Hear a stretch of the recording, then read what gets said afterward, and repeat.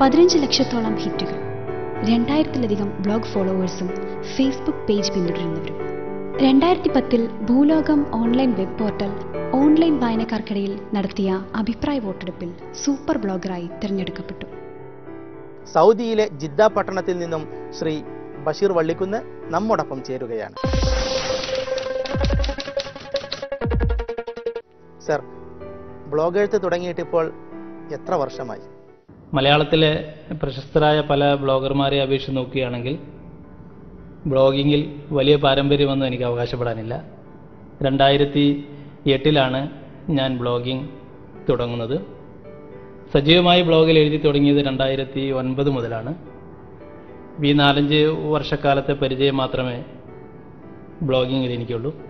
ഏതാണ്ട് ഈ 4-5 വർഷങ്ങൾക്കിടയിൽ 360ഓളം പോസ്റ്റുകളാണ് ഞാൻ എഴുതിയിട്ടുള്ളത്. ബ്ലോഗ് എഴുത്തിലേക്ക് തിരിയാനുണ്ടായ കാരണം? വളരെ അവിചാരിതമായി ബ്ലോഗിങ്ങിലേക്ക് കടന്നു വന്ന ഒരാളാണ് ഞാൻ. ആരുടെയെങ്കിലും ബ്ലോഗ് വായിച്ച് പ്രചോദനം ഉൾക്കൊണ്ടുകൊണ്ട് ബ്ലോഗ് തുടങ്ങിയതല്ല. എൻ്റെ പഴയകാലത്ത് പ്രസിദ്ധീകരിച്ചു വന്ന ലേഖനങ്ങളൊക്കെ സൂക്ഷിച്ചു വെക്കുവാനുള്ള ഒരു ഇടം എന്ന നിലക്കാണ് ബ്ലോഗിങ് ആരംഭിക്കുന്നത്. മുമ്പൊക്കെ ഇമെയിലിൽ സൂക്ഷിച്ചു വെക്കുകയായിരുന്നു പതിവ്. ഞാൻ 10ാം തരത്തിൽ പഠിക്കുമ്പോഴാണെന്ന് തോന്നുന്നു എൻ്റെ ആദ്യ ലേഖനം പ്രസിദ്ധീകരിച്ചു വന്നത്, ഷബാബ് വാരികയിൽ. അതിനുശേഷം പലപ്പോഴായി പ്രസിദ്ധീകരിച്ചു വന്ന ലേഖനങ്ങളൊക്കെ വീട്ടിൽ അടുക്കി വച്ചിരിക്കുകയായിരുന്നു. അവയൊക്കെ സ്കാൻ ചെയ്ത് സൂക്ഷിക്കുവാനുള്ള ഒരു മാധ്യമം എന്ന നിലക്കാണ് ബ്ലോഗിങ് ആരംഭിക്കുന്നത്. തുടക്കത്തിൽ അത്തരം ലേഖനങ്ങൾക്ക്, പ്രത്യേകിച്ചും അക്കാലത്തൊക്കെ ഞാൻ എഴുതിയിരുന്നത് പശ്ചിമേഷ്യൻ വിഷയങ്ങളുമായി അതുപോലെ രാഷ്ട്രീയവുമായി ബന്ധപ്പെട്ട വിഷയങ്ങളായിരുന്നു.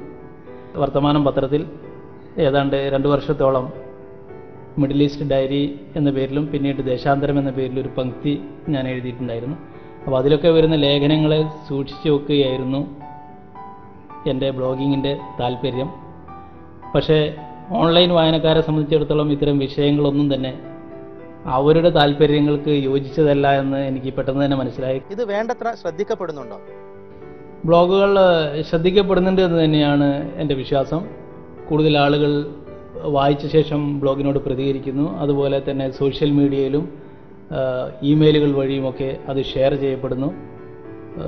ചില വെബ് പോർട്ടലുകൾ അവ പുനഃപ്രസിദ്ധീകരിക്കുന്നു, പത്രങ്ങളിൽ പുനഃപ്രസിദ്ധീകരിക്കുന്നു. ഇതൊക്കെ കാണിക്കുന്നത് ബ്ലോഗുകൾ ആളുകൾ വായിക്കുന്നുണ്ട് എന്ന് തന്നെയാണ്. എൻ്റെ ചില പോസ്റ്റുകളൊക്കെ പിറ്റേ ദിവസം പത്രങ്ങളിൽ പ്രസിദ്ധീകരിച്ച് വരാറുണ്ട്. 1-2 പോസ്റ്റുകൾ 2 ദിനപത്രങ്ങളിൽ പ്രസിദ്ധീകരിച്ച് വന്ന, ഒരേ ദിവസം 2 ദിനപത്രങ്ങളിൽ പ്രസിദ്ധീകരിച്ച് വന്ന അനുഭവങ്ങൾ ഉണ്ടായിട്ടുണ്ട്. പലപ്പോഴും വായനക്കാരുടെ കമൻറ്റുകൾ, ഇപ്പോൾ നമ്മളൊരു പോസ്റ്റ് ഇട്ട് നിമിഷങ്ങൾക്കുള്ളിൽ തന്നെ ലോകത്തിൻ്റെ പല ഭാഗങ്ങളിൽ നിന്നും ആളുകളുടെ പ്രതികരണങ്ങൾ വരാറുണ്ട്. ആ പ്രതികരണങ്ങളിൽ യോജിപ്പുള്ള പ്രതികരണങ്ങളുണ്ടാവും, വിയോജിപ്പുള്ള പ്രതികരണങ്ങളുണ്ടാവും. പലപ്പോഴും ചില പോസ്റ്റുകളിൽ അതിരൂക്ഷമായ പ്രതികരണങ്ങൾ ഉണ്ടായിട്ട് എനിക്ക് കമൻറ്റ് ബോക്സ് പൂട്ടേണ്ടി വന്ന അവസരങ്ങളും പലപ്പോഴും ഉണ്ടായിട്ടുണ്ട്. അതിര് കവിഞ്ഞ പ്രകടനങ്ങളിലേക്കും വിവാദങ്ങളിലേക്കൊക്കെ പോസ്റ്റുകൾ പോകുമ്പോൾ പലപ്പോഴും ഞാൻ പലതവണ കമൻറ്റ് ബോക്സുകൾ പൂട്ടിയിട്ടുണ്ട്.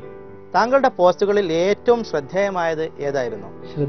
ഏറ്റവും കൂടുതൽ ശ്രദ്ധിക്കപ്പെട്ട പോസ്റ്റ് ഏതാണെന്ന് ചോദിച്ചാൽ, ബ്ലോഗറിൻ്റെ സ്റ്റാറ്റിസ്റ്റിക്സ് പ്രകാരം എൻ്റെ ബ്ലോഗിൽ ഏറ്റവും കൂടുതൽ വായിക്കപ്പെട്ടിട്ടുള്ള പോസ്റ്റ് മനോരമ പിടിച്ച പുലിവാൽ വെറുതെ അല്ല ഭർത്താവ് എന്ന പോസ്റ്റാണ്.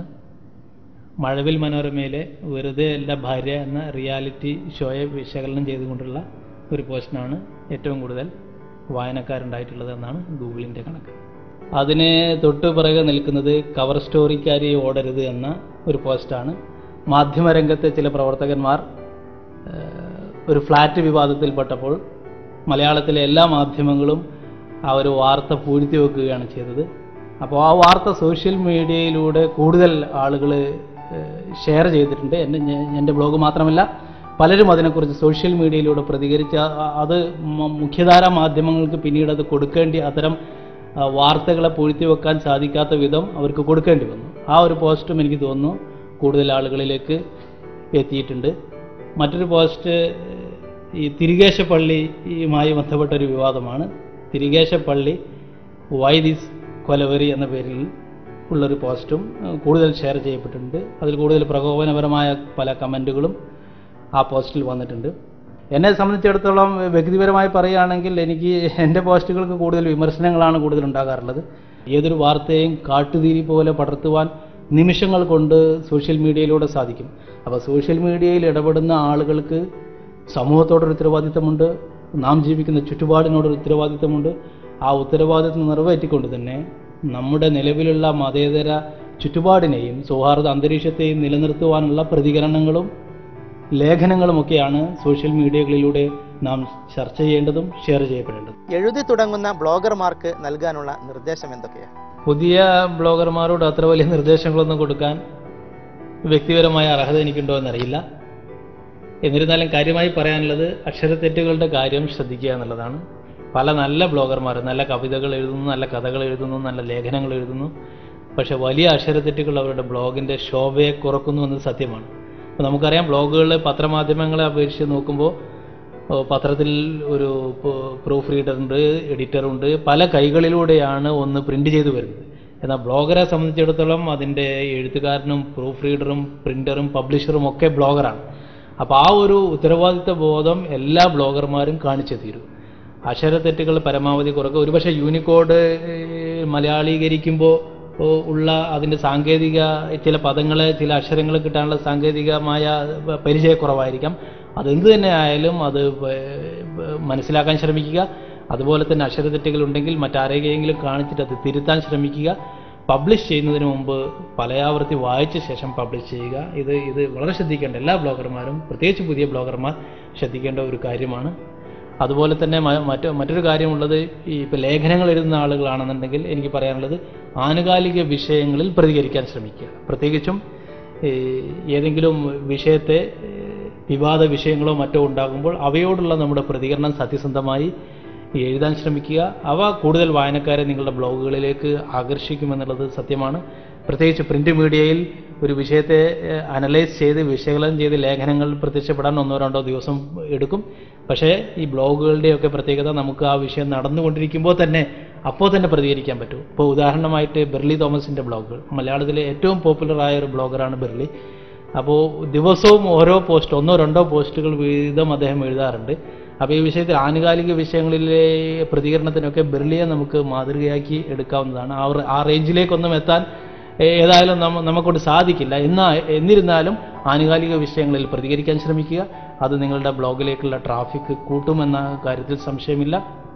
അതുപോലെ തന്നെ ഈ മീഡിയയെ നാം മനസ്സിലാക്കുക, ഇത് ഭാവിയുടെ മാധ്യമമാണ്. ഇന്നത്തെ തലമുറ ഒരു തലമുറയാണ്.